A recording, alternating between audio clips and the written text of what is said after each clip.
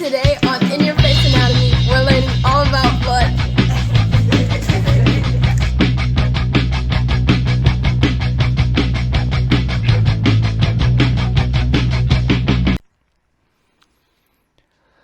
All right, blood, our next PowerPoint for Anatomy 2, Bio 169. Let's get into it.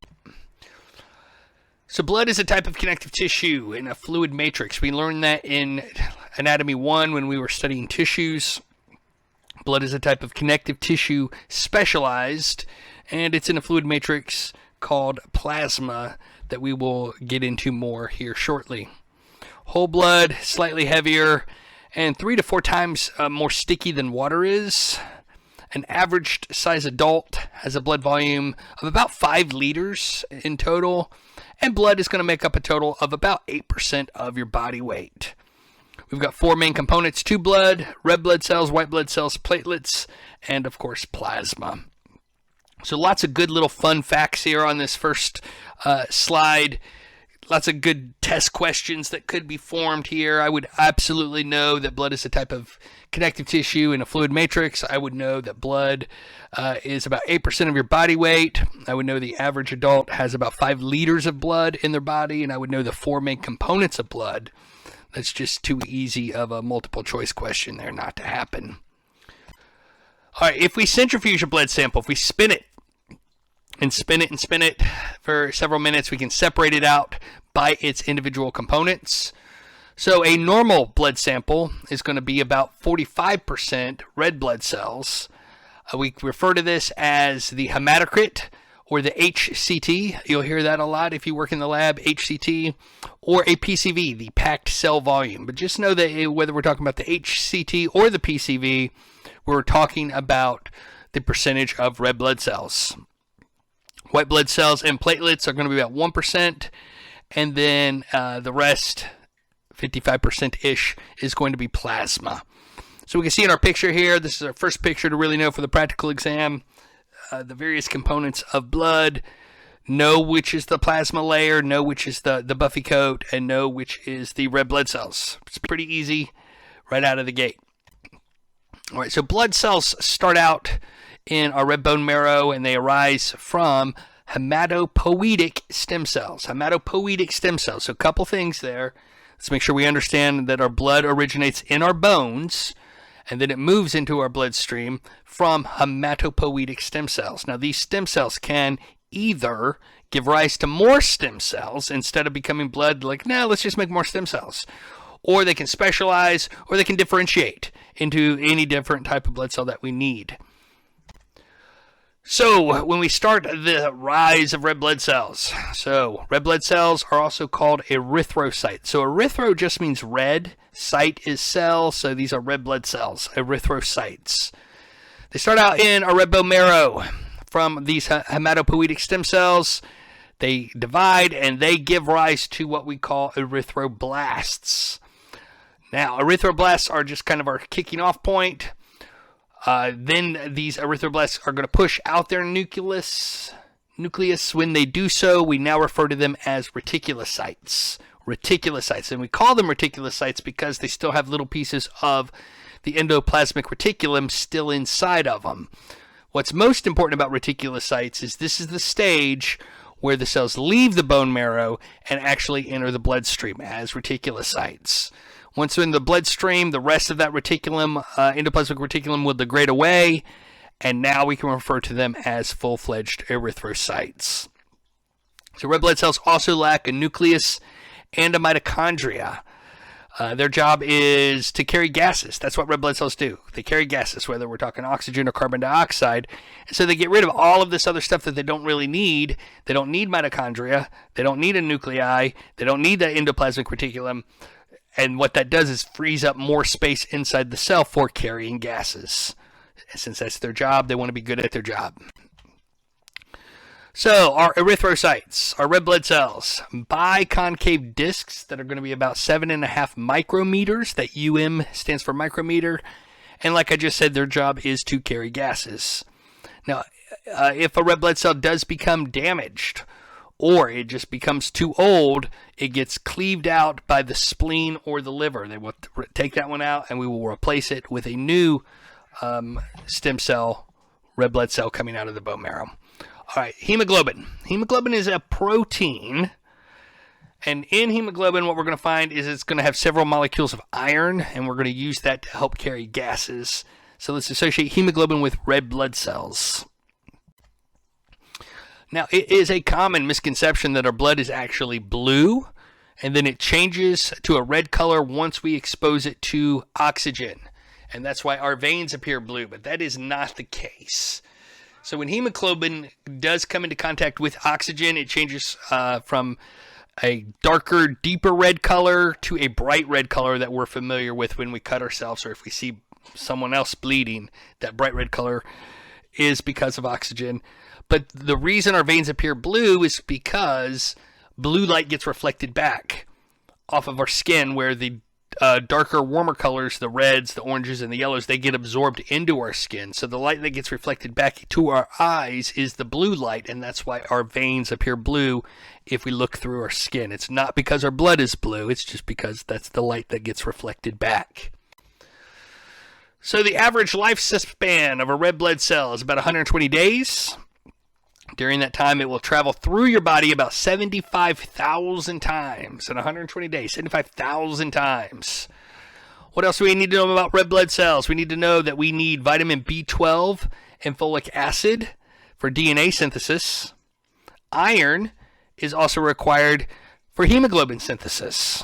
So you shouldn't drink iced tea or hot tea, for that matter, any tea, with your meals while you're eating, because tea contains tannic acid. And tannic acid will block the absorption of iron.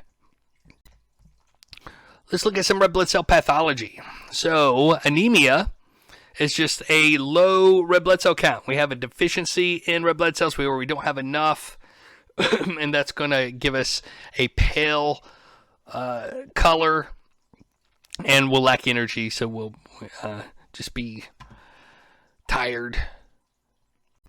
Sickle cell anemia. Sickle cell anemia, this is where our red blood cells actually change their shape. They go from that nice round biconcave disc to a more sickle-shaped cell, hence sickle cell anemia. But what happens is these nice round biconcave discs that our red blood cells normally are kind of bebop along. They don't get snagged up on anything because of their shape. When we change the shape of a red blood cell to this more cyclical shape, it becomes more prone to get snagged on something. And once it gets snagged, and it's going to snag up the next one behind it, and so on and so forth.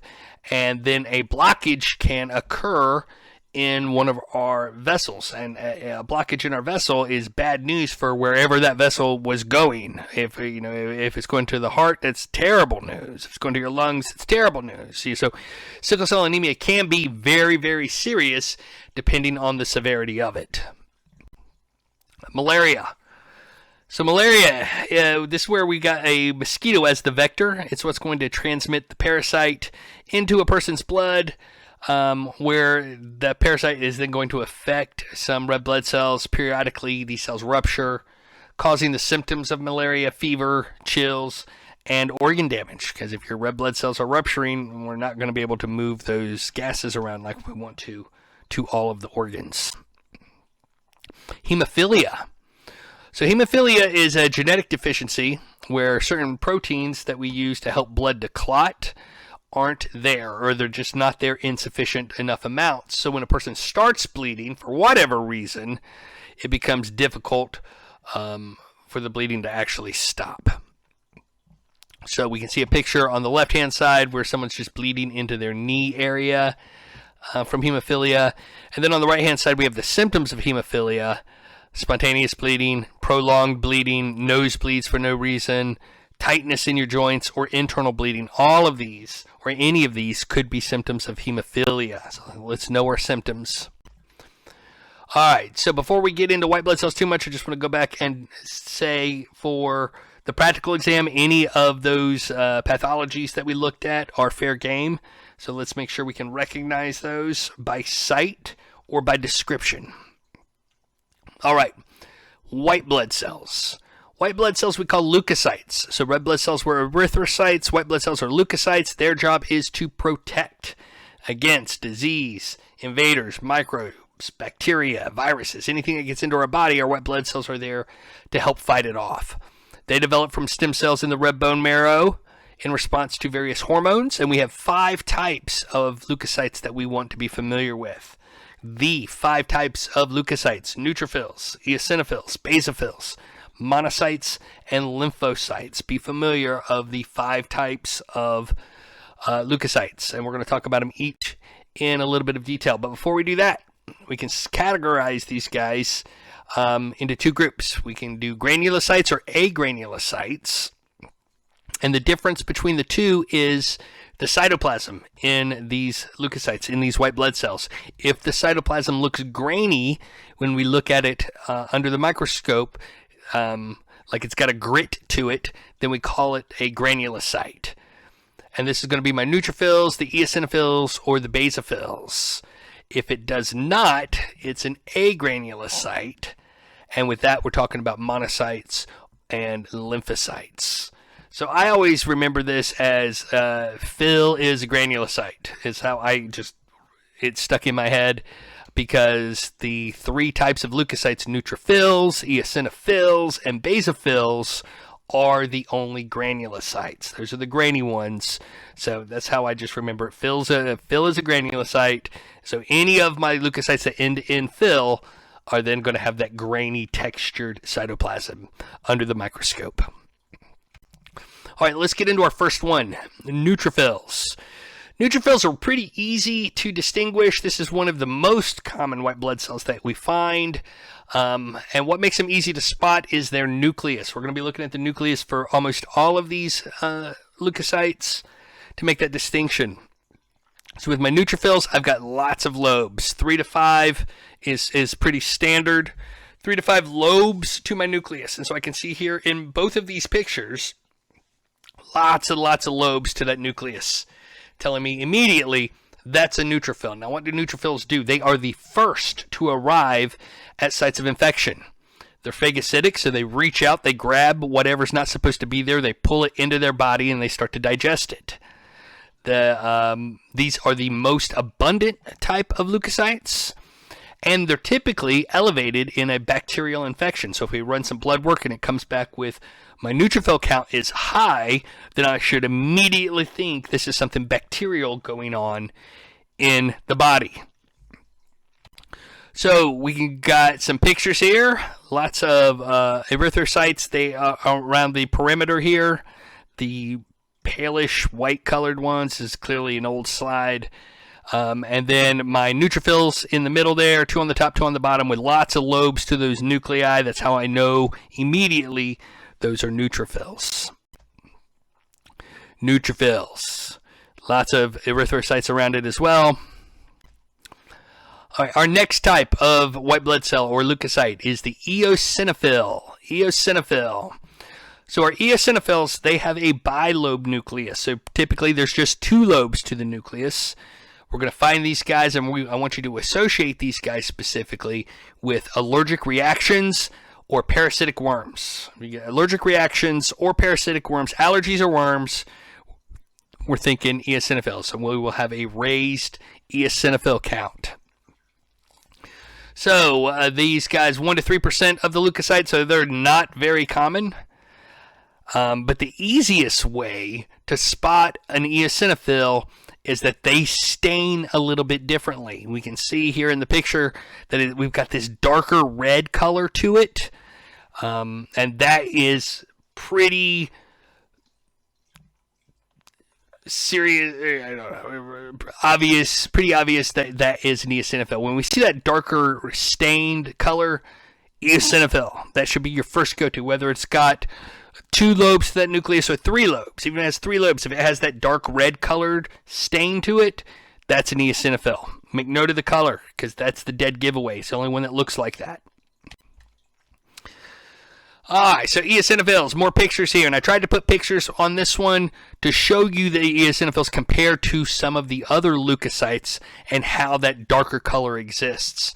So the picture in the top right, that is a pretty straightforward standard eosinophil comparison right there. The picture in the bottom left, that's got a lot more color to a lot of these than what you're typically going to see. That top right picture is, for the most part, what you're going to find. Eosinophils, we're thinking allergies or worms. Eosinophil, perfect. See, this one looks like it has 3 lobes, but that's just the way that the nucleus is contorted. But we can still see that darker red color. So we know that's an eosinophil right out of the gate. Get out of here, eosinophil. All right, basophils. So basophils, I want you to think histamine and heparin. Those are the 2 main things with basophils, histamine and heparin. So histamine, we're thinking inflammation. We take antihistamines if we're having issues.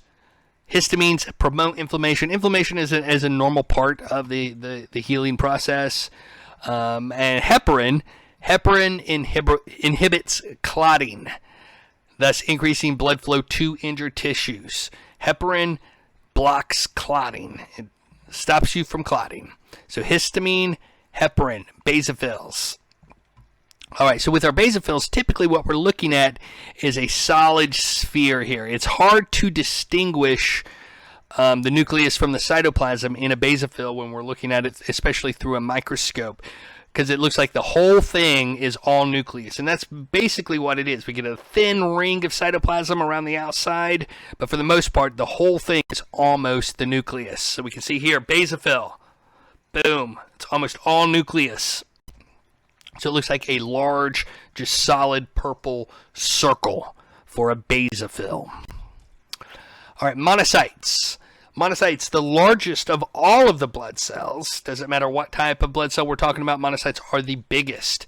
And they're pretty easy to spot because, one, they have a kidney-shaped nucleus. So we can see that in our picture to the right, that nice kidney-shaped nucleus. That is a picture-perfect monocyte. A lot of times they can get twisted around just depending on how the slide was prepped. And so it might not appear exactly kidney shape. So the other way we distinguish monocytes is just the size. Look at the size of that thing compared to the red blood cells that are around it. It is massive. You could fit 2 or 3 entire red blood cells inside of that thing without any issues at all. It's just massively bigger than anything else around it. You see that size, that's a monocyte.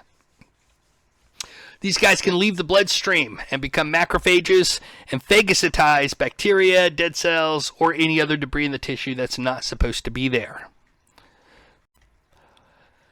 Monocyte. We can see in the top picture here, right in the middle there, that nice kidney-shaped nucleus, but also note the size of that cell compared to all of those erythrocytes that are around it.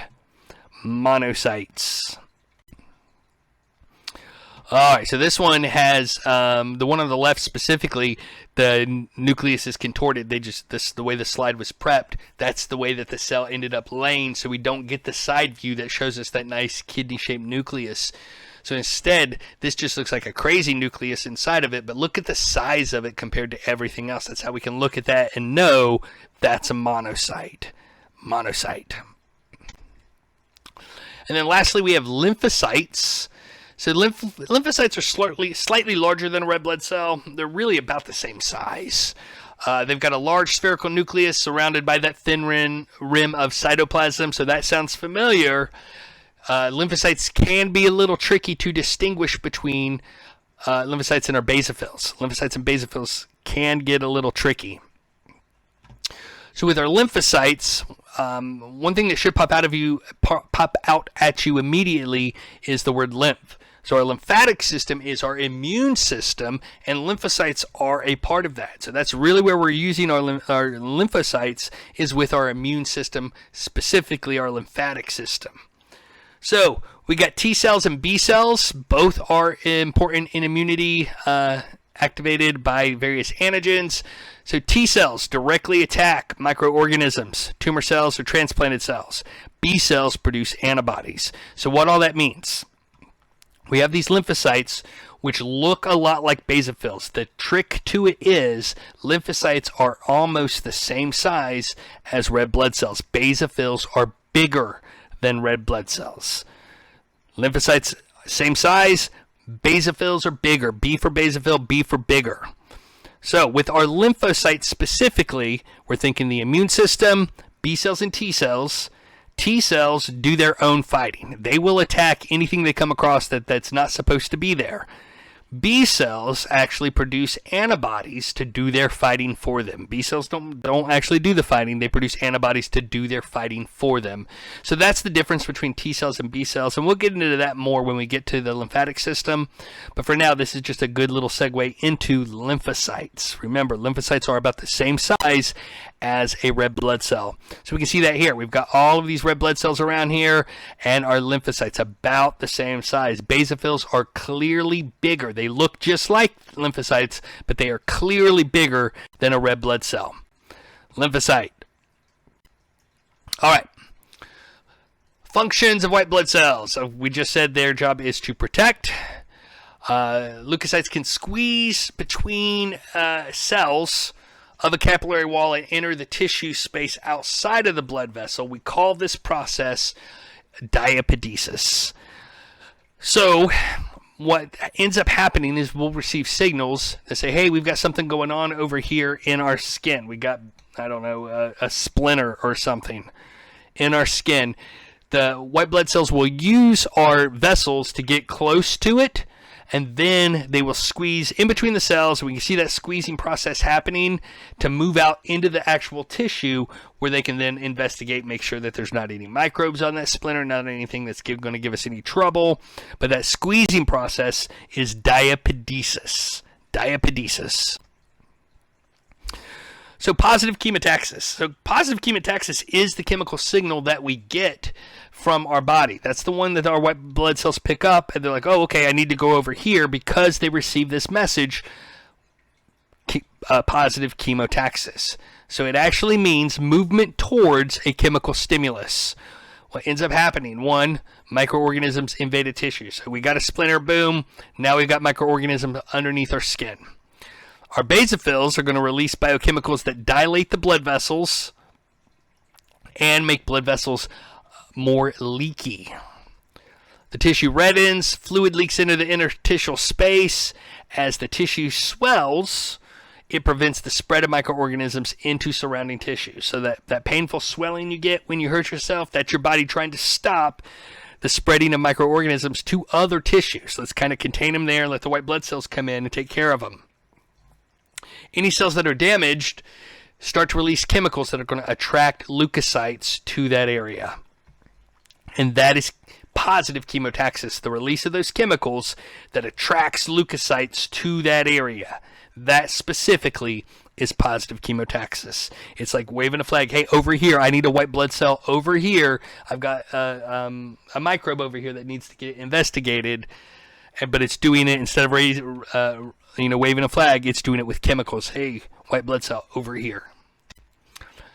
So white blood cell counts, typical, they're going to range between 5,000 to 10,000 per cubic millimeter of blood.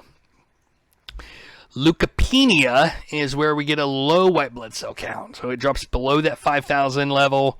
We see leukopenia with things like typhoid fever, the flu, measles, mumps, chickenpox, AIDS. All of that can lead to leukopenia, where we just don't have enough white blood cells to fight off everything that's going on in our body. Leukocytosis is where we get a high white blood cell count. Now we've got too many white blood cell counts, and we see this, or too many white blood cells, and we see this with acute infections where the body just over responds. With vigorous exercise, your body starts making white blood cells, and with acute conditions like appendicitis, something that's going to come on quickly, boom, we can end up with leukocytosis as a side effect to that. And a differential white blood cell count, that just lists all of the different types of leukocytes that we just went over. The neutrophils, the eosinophils, the basophils, the monocytes, the lymphocytes, and their percentages. What percentage of our white blood cells are the neutrophils, are the eosinophils, to see if anything is elevated or in decline, so we can try to figure out what's going on in the body when we run that blood work. All right, some pathology of white blood cells. So leukemia. So leukemia is actually a type of blood cancer in which our white blood cell becomes malignant and they start multiplying inside of the bone marrow. It can be acute, just means it happens quickly, or it can be chronic, which is just more slowly progressing. We've got 2 blood samples in our picture here. Our normal blood sample, where we've got lots and lots of erythrocytes and a couple of leukocytes scattered in there, versus a blood sample from leukemia, where we can clearly see we've got way too many white blood cells in that sample. Multiple myeloma. So multiple myeloma is a blood cancer in which white blood cell called plasma cells become malignant. Plasma cells multiply and release damaging substances that eventually cause organ damage. It has no cure, but you can do a stem cell transplant or chemo, and that can help people live for years with the condition.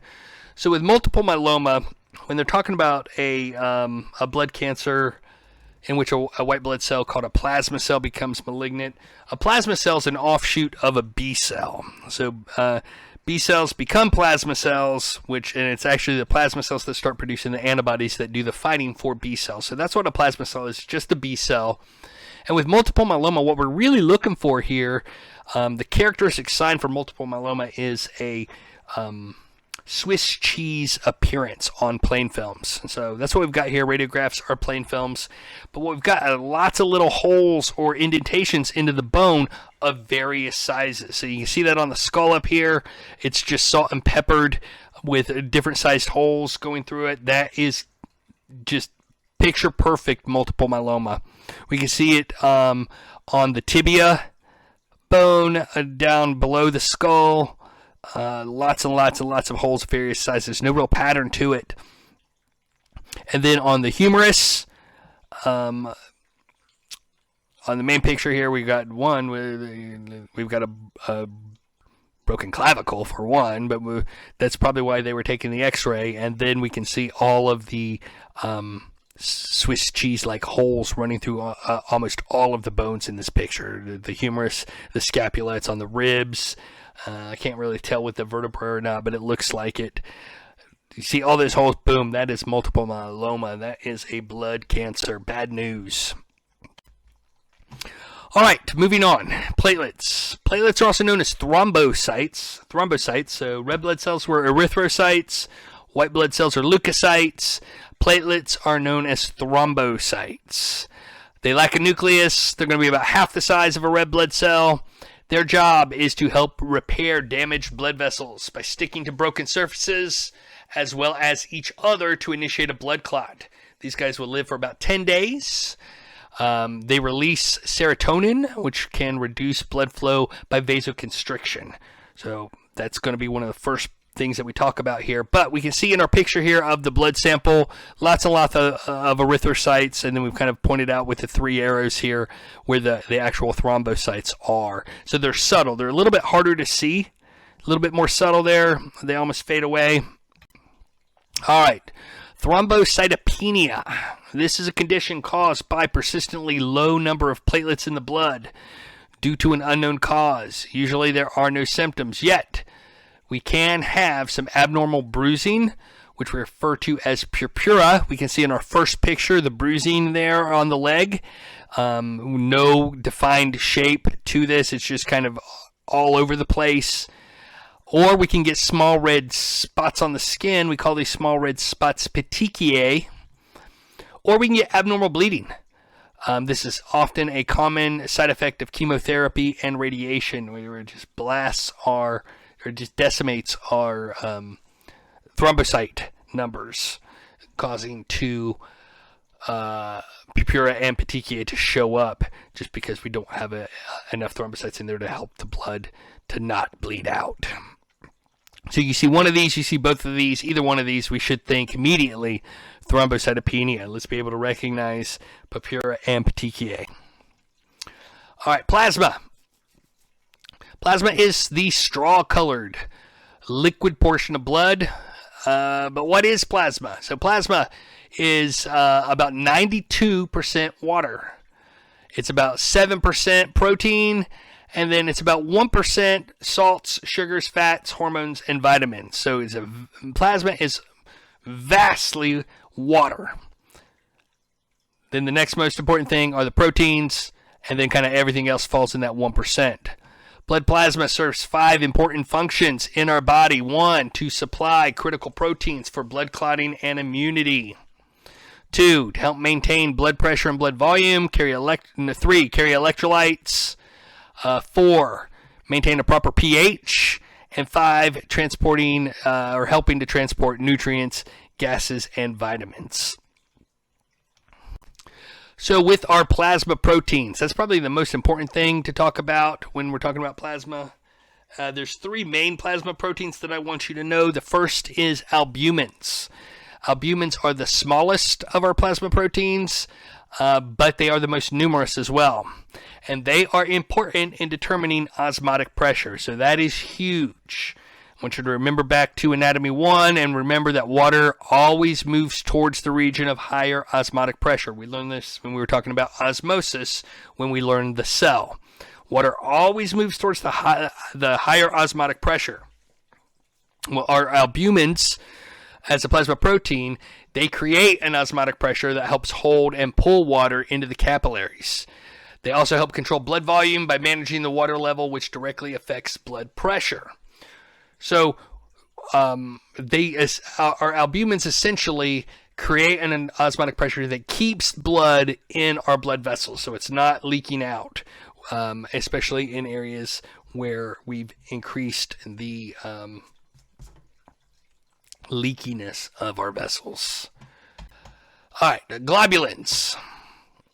Globulins have a variety of functions, including the transport of lipids and fat-soluble vitamins. Globulins, lipids, fat-soluble vitamins. And lastly is fibrinogen.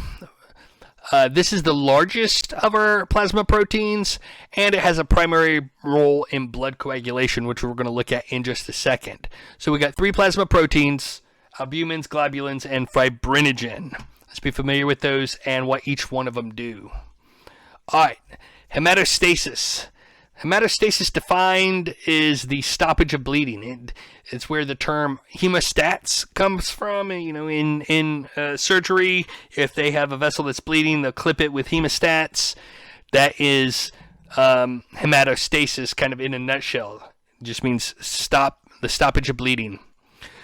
So these are the actions that limit or prevent blood loss, and they include, in order, first step of hematostasis is blood vessel spasm. That's followed by platelet plug formation, and that is followed by blood coagulation. So my blood vessel spasm, smooth muscles in a blood vessel contracts. We refer to this as vasoconstriction, and blood loss lessens immediately. We can see that happening in our picture here. Think of stepping on a garden hose with your foot. If the hose is running and you step on the hose, water still comes out, but it's not coming out as quickly as it could. That's kind of what's going on with blood vessel spasm. We're going to make that vessel narrower immediately, and that's going to immediately stop how much blood we're losing. All right, after blood vessel spasm, we move into platelet plug formation. This gets triggered by the exposure of platelets to collagen. So we find collagen around in the tunics of our vessels. They make up the lining of our vessels. So if a vessel gets injured, collagen gets exposed, the platelets get exposed to that collagen, and boom, that causes the platelets to start to change their shape. What happens, spines begin to protrude out of their membranes, and then they start sticking into things, almost like throwing a dart into a dartboard. It's kind of like that. And so it's going to stick into the wall of the vessel there where the collagen is, and then the next platelet behind it is going to stick into it, and we kind of get a cascade reaction that starts to happen, where we get more and more platelets starting to stick together, and that's going to help clog up that blood loss, that damaged vessel, whatever it is. After that, blood coagulation occurs. This starts out getting triggered by cellular damage. A blood clot forms through a series of cascade reactions. So we can see in our picture here, our red blood cells are starting to back up behind that platelet plug that just formed. Then we got all of these yellow fibers that kind of almost net tie down all of these blood cells together. These yellow fibers, that is the fibrinogen. That was that third plasma protein that was really important for plasma to move back into our bloodstream. Fibrinogen, and this is why, because we're going to use it to actually form blood clots, which are a more permanent solution to a damaged vessel. So the fate of blood clots. Your body will digest normal blood clots using a protein called plasmin once repair is finished. So the body's going to come in, it's going to fix that damaged vessel. Once that's done, it's going to send in plasma to start digesting that blood clot. A thrombus is an abnormal blood clot that is formed. So we didn't mean to form this one, it just kind of did. An embolus is a blood clot an embolus is a thrombus that has broken loose and is now traveling on its own through our blood vessels. If it gets into a smaller vessel with a smaller diameter than the actual embolus, it can clog up that vessel and impede blood flow to wherever that vessel was headed. And so that could be major issues. So if that happens in your heart, we refer to it as a coronary thrombosis or a heart attack. If it happens in your brain, we refer to it as a cerebral thrombosis or a stroke. And if it happens in your lungs, we refer to it as a pulmonary embolism. Pulmonary embolism. All right, blood pressure. Blood pressure is the force or pressure of blood pushing against the wall of the artery. Blood pressure gets regulated by baroreceptors. Baroreceptors. Blood pressure is given as two numbers. The first figure is the systolic pressure, and what that does is it measures the pressure on the arteries as the heart contracts and pumps blood. So as the heart beats, boom, that's our systolic pressure. That's how much pressure we're putting on the vessels. The second figure with blood pressure is the diastolic pressure, and that's the pressure on the arteries as the heart rests. So when it's not contracting. When it's contracting, that's the systolic pressure. That's typically the higher number because that's when we're contracting. The diastolic number is when the heart is resting, but we're still measuring the pressure on the actual vessels. Blood pressure is measured in millimeters of mercury. We write that out as mm for millimeter. Hg is our chemical symbol for mercury, so mmHg. And for this class, normal blood pressure is 120 over 80. 120 over 80.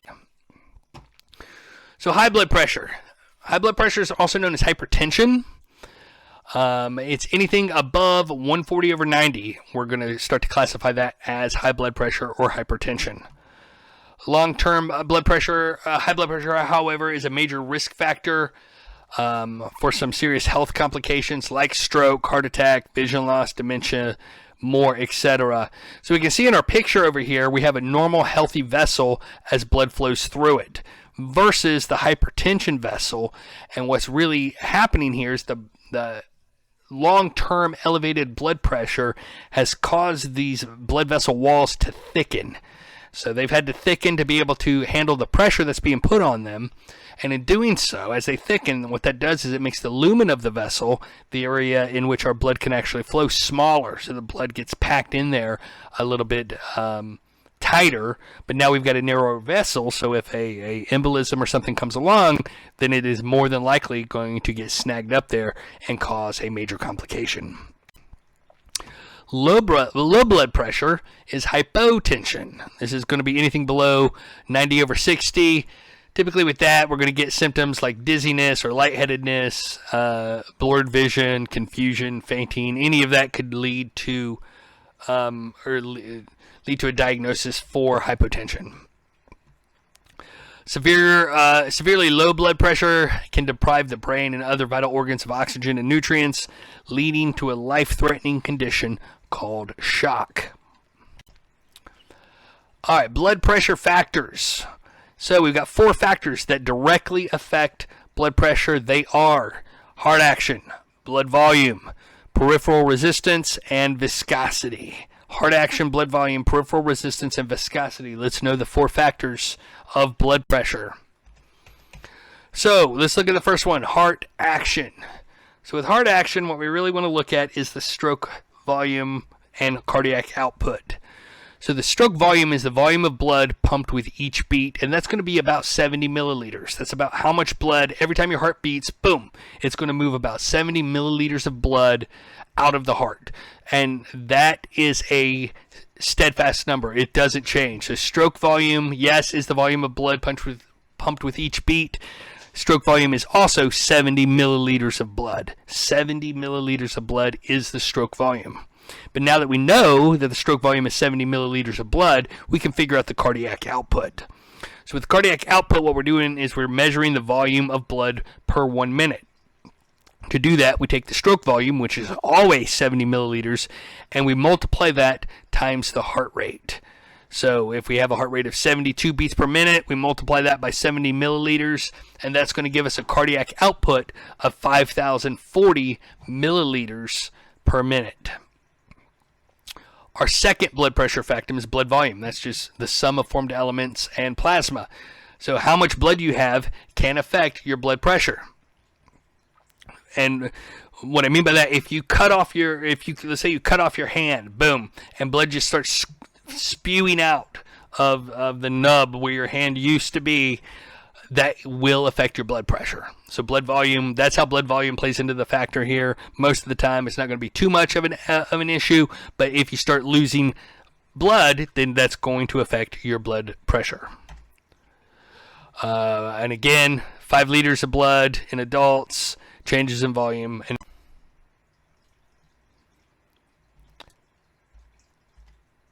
All right, peripheral resistance. The resistance that must be overcome to push blood through the circulatory system and create flow. So anything that hinders flow is going to fall under peripheral resistance. Vasoconstriction will increase peripheral resistance. So if our blood vessel gets narrower, that will absolutely make it harder to push blood through it because it's a narrower hole that we're trying to push through. Viscosity, this is the thickness of the solution. So internal thickness. So think of something sticky like syrup with viscosity. How sticky is that blood? How thick is that blood that we're trying to push through the actual vessels? All right, blood groups. In 1910, identification of the ABO blood antigen gene. Explain the observed blood type incompatibilities. So today we've got about 31 different genes that contribute to the surface features of a red blood cells, determining compatibility between blood types. So what that means is in 1910 we discovered the ABO blood group. That's where we came up with the different types of blood, A, B, AB, and O. That's what they're saying there.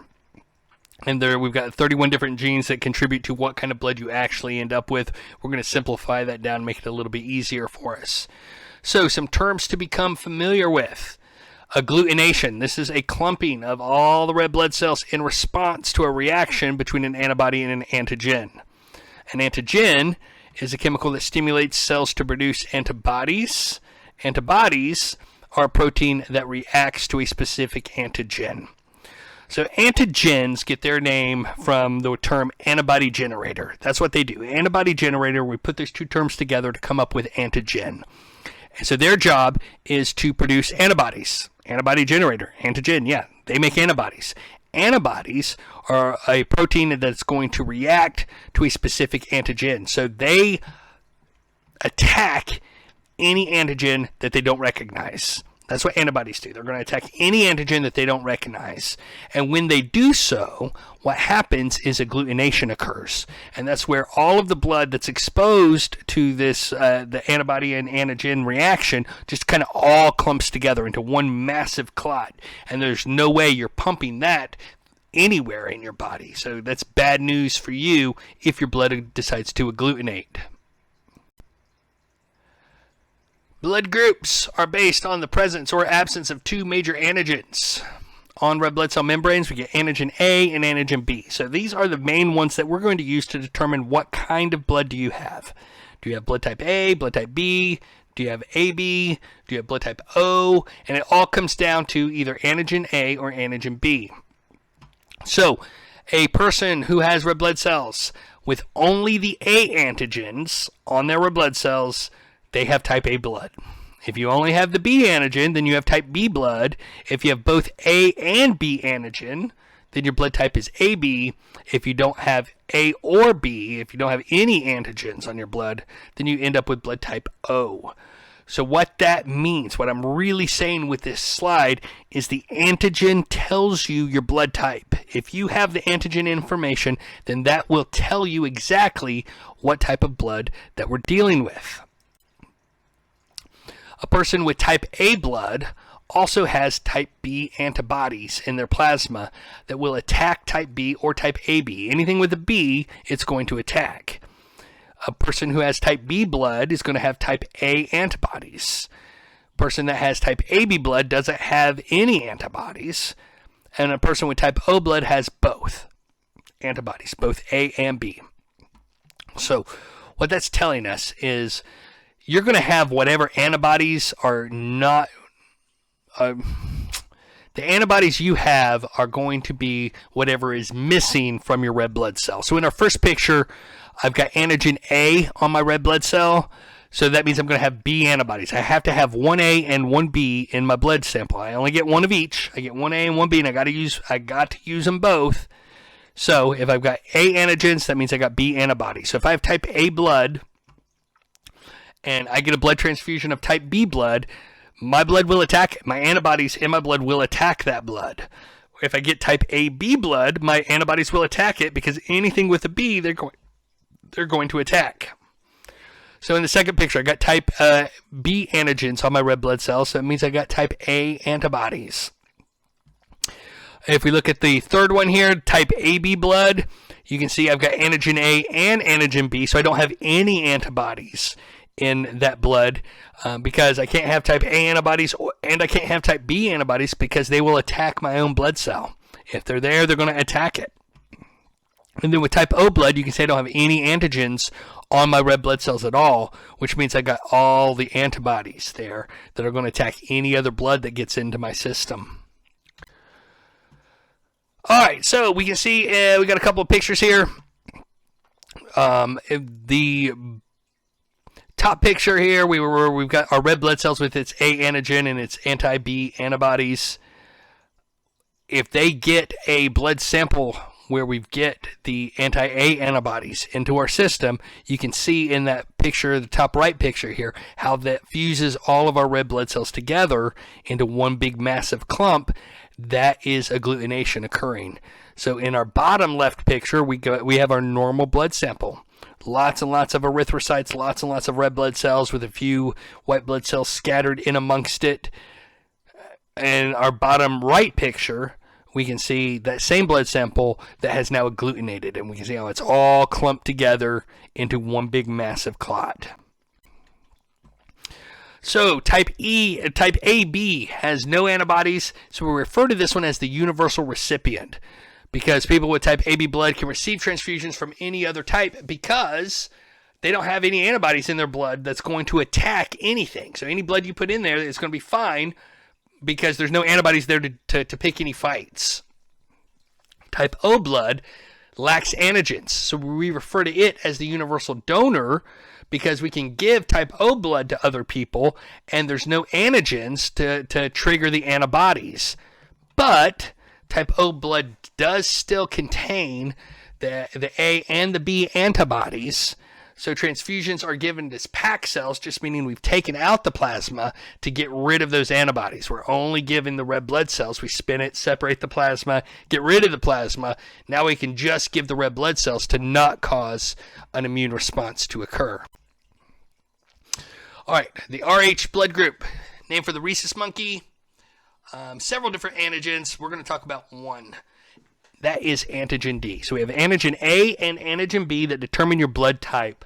Now we have antigen D, and that's going to determine if your blood is positive or negative. So someone who is Rh positive means they have antigen D on their red blood cell membranes. So if, they have antigen D, they are positive. If they do not have antigen D on their red blood cells, then they are Rh negative.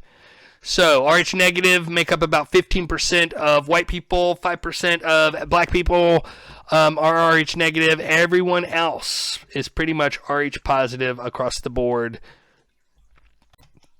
So if someone who is Rh negative is given a transfusion from someone who is Rh positive, the cells become sensitized to the Rh positive blood, but no other serious side effects occur. But if the same person is given another transfusion of Rh positive blood, the now sensitized cells are likely to agglutinate. This is also true when an Rh negative woman gives birth to an Rh positive child. So this is true just like any other allergic reaction that you have. If you're allergic to peanuts, the first time you eat peanuts, you're fine. It's the second time you eat peanuts where you go into anaphylactic shock and almost die. Or same thing with a bee sting. The first time you get stung by a bee, you're fine.